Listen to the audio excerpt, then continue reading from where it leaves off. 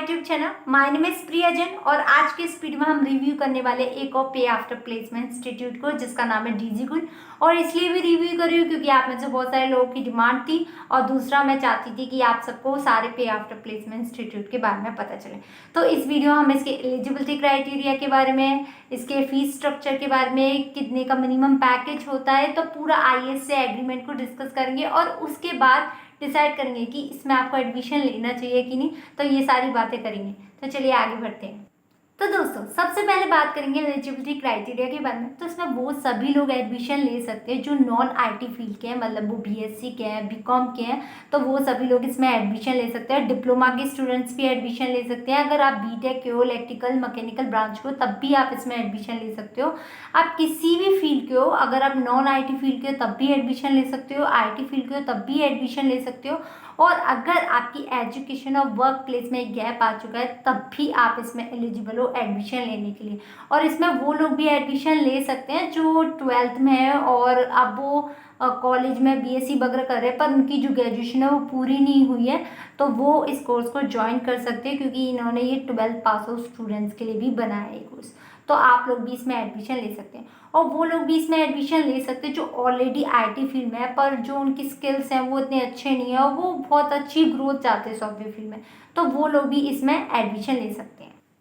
तो दोस्तों अब बात कर लेते हैं कि कैसे अप्लाई करें। तो सबसे पहले वहाँ पे आपको अपनी थोड़ी सी बेसिक डिटेल फिलअप करनी पड़ेगी। जैसे ही आप वहाँ पे रजिस्ट्रेशन कंप्लीट करते हो तो वहाँ पे आपको डिस्प्ले होगा कि आपका जो टेस्ट का लिंक है वो व्हाट्सएप पे आएगा और उस टेस्ट में आपके मैथ्स के रीजनिंग के क्वेश्चन आएंगे, मतलब आपकी लॉजिकल एबिलिटी वहाँ पर चेक की जाएगी।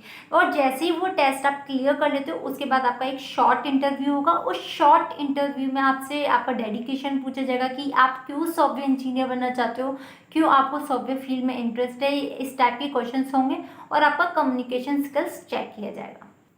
तो दोस्तों यहाँ पे जो आपकी क्लासेस होंगी वो ऑनलाइन होंगी पर उसमें कुछ क्राइटेरिया है, उसके बारे में बात कर लेते हैं पहले, उसके बाद हम आईएएस वगैरह के बारे में डिस्कस करेंगे।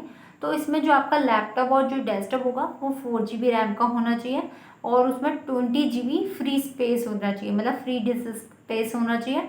और इसमें जो इंटरनेट कनेक्शन है वो आपका 2 Mbps पर सेकंड का होना चाहिए क्योंकि इंटरनेट की बहुत ज़रूरत पड़ेगी क्योंकि ऑनलाइन क्लासेस होंगी। वैसे सभी में चाहिए होता है, तो इन्होंने स्पेसिफाई किया है कि कोर्स ज्वाइन करने से पहले आपको ये सारी क्राइटेरिया वो फिलअप करने पड़ेंगे।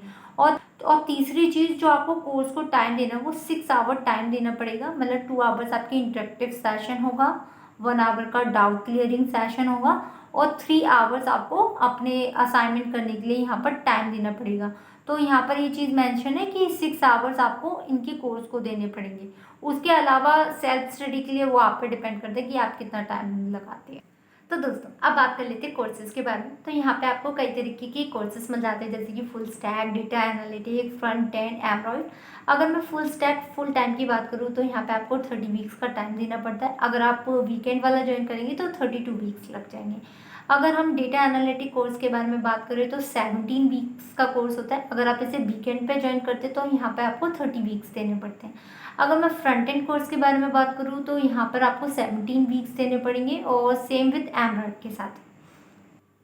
तो दोस्तों अब बात कर लेते हैं इनकम शेयरिंग एग्रीमेंट के बारे में बात। तो यहाँ पे जो इनकम शेयरिंग एग्रीमेंट है वो हर कोर्स का थोड़ा थोड़ा अलग है क्योंकि सैलरी उधर डिफरेंट है। तो सबसे पहले हम बात करेंगे फुल स्टैक डेवलपमेंट कोर्स के बारे में जिसकी जो मिनिमम सैलरी वो 5 LPA रहेगी और अगर आपकी 5 LPA उससे ज़्यादा की लगती है तो आपको यहाँ पे करना है। और यहाँ पर एक और चीज़ मेंशन है कि आपको 90% फीस प्लेसमेंट के बाद पे करनी है क्योंकि यहाँ पर ये आपसे रजिस्ट्रेशन फीस ले लेते हैं पर वो रिफंड होती है। पर किस केस में, अगर आपकी अटेंडेंस है वो 90% हो और जो आपके असाइनमेंट्स है वो आपने टाइम पे सबमिट कर रहे हो ड्यू डेट से पहले। तो ये चीज़ का ध्यान रखिएगा। अगर आप चाहते हैं कि आपकी रजिस्ट्रेशन फीस रिफंड हो जाए तो आपको अटेंडेंस जो है वो 90% रखनी होगी और जो असाइनमेंट है वो टाइम पे कंप्लीट करनी होगी। तो दोस्तों अब बात कर लेते हैं डेटा एनालिटिक और फ्रंट एंड कोर्स के बारे में बात। तो जो आपकी मिनिमम जॉब रहेगी यहाँ पे वो 3.5 LPA की रहेगी। अगर 3.5 LPA की लगती है और उससे ज़्यादा की लगती है तो यहाँ पे आपको पे करना है, अदरवाइज आपको यहाँ पे पे नहीं करना।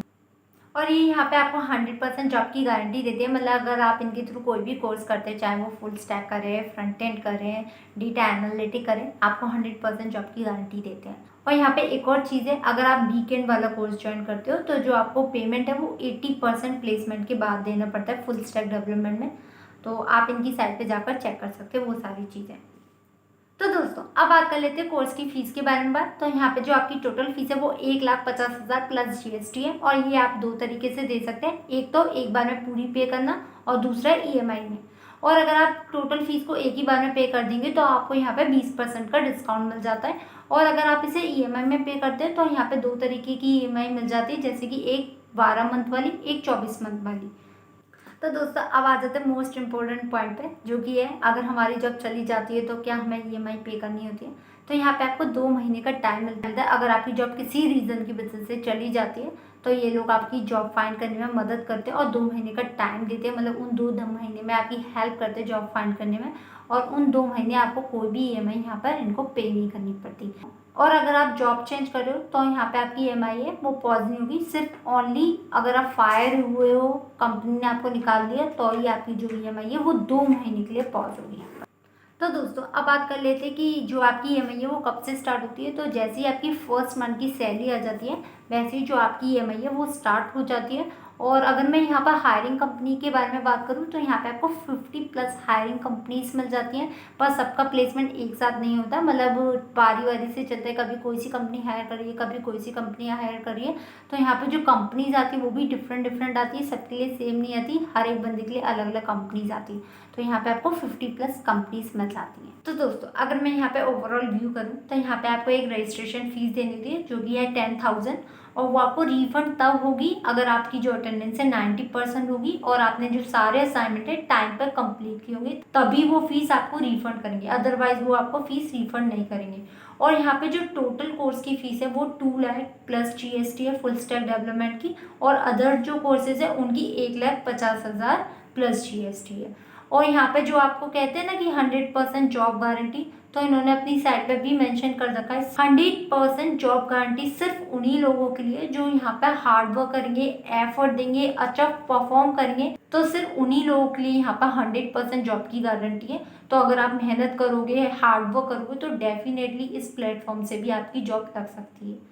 तो दोस्तों इस वीडियो में नहीं अच्छा लगे तो लाइक एंड सब्सक्राइब और शेयर करना ना भूलें, और अगर कोई डाउट हो तो लिंक्डइन पे, इंस्टाग्राम पर और कमेंट सेक्शन में पूछ सकते हैं। और फिलहाल के लिए बाय बाय, और आप सबका दिन अच्छा रहे।